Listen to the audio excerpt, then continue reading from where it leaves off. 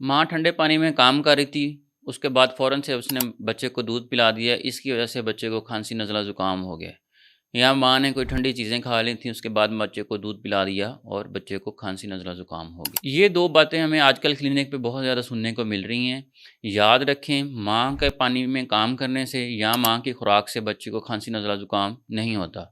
हाँ, अगर माँ को खाँसी, नज़ला, ज़ुकाम हुआ हुआ है और वो माँ बगैर मास्क लगाए या नाक और मुँह के ऊपर कपड़ा लगाए बगैर बच्चे को दूध पिलाती है या उसके ऊपर खाँसी करती है या एक ही हवा में बच्चा और माँ साँस लेते हैं करीब होके, तो उसके ज़रिए वो जो थूक के ज़रात के ज़रिए बच्चे को खाँसी, नज़ला, ज़ुकाम ट्रांसफ़र हो सकता है। दूध के ज़रिए खाँसी, नज़ला, ज़ुकाम इन 2 वजूहात की बिना पे ट्रांसफ़र नहीं होता।